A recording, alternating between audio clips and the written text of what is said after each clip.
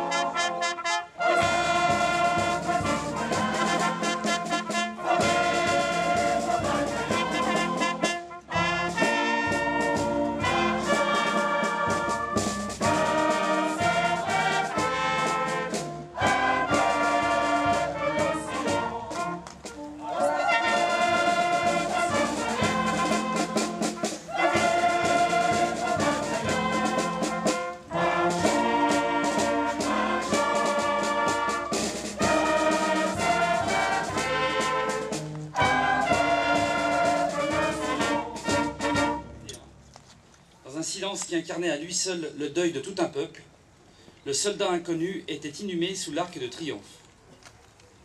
La République consacrait le monument élevé aux victoires de la Révolution et de l'Empire à la dépouille d'un simple soldat tombé au cours du conflit le plus meurtrier de toute notre histoire.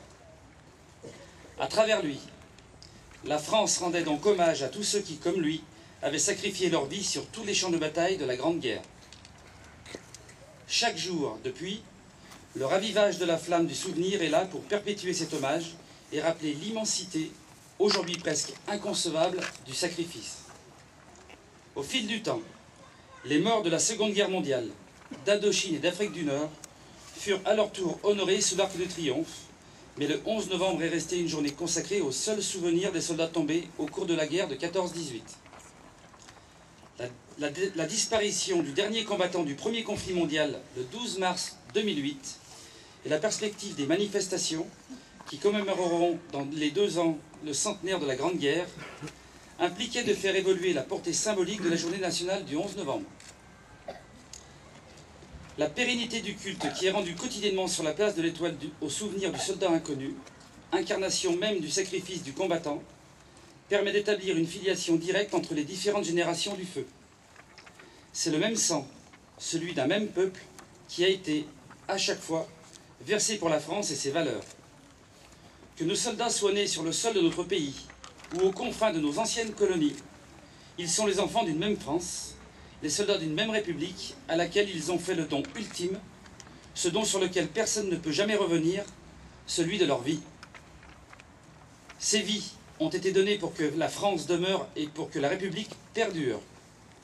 Quel que soit le lieu, quel que soit le moment de notre histoire, ce don est sacré et il mérite le même hommage, la même reconnaissance, la même ferveur. La mort au service de la France ne fait pas de différence. Le chant d'honneur est de toutes les guerres et de tous les conflits qui ont impliqué notre pays. C'est pour cette raison que désormais, chaque 11 novembre, tous ceux qui ont donné leur vie pour la France, que ce soit pour la défense de la patrie ou lors des opérations extérieures auxquelles notre pays participe, seront également associés à cet hommage solennel de la nation. Aujourd'hui, en ces débuts du XXIe siècle, nos troupes sont engagées en Afrique, au Proche-Orient, en Afghanistan, et des soldats continuent à tomber sous le drapeau français pour que notre drapeau, lui, ne tombe jamais. Il est juste et légitime que ces soldats rejoignent désormais dans la commémoration ceux qui les ont précédés dans le sacrifice au cours du XXe siècle, au service de notre destin et de nos valeurs, pour que vive la République et que vive la France. Nicolas Sarkozy.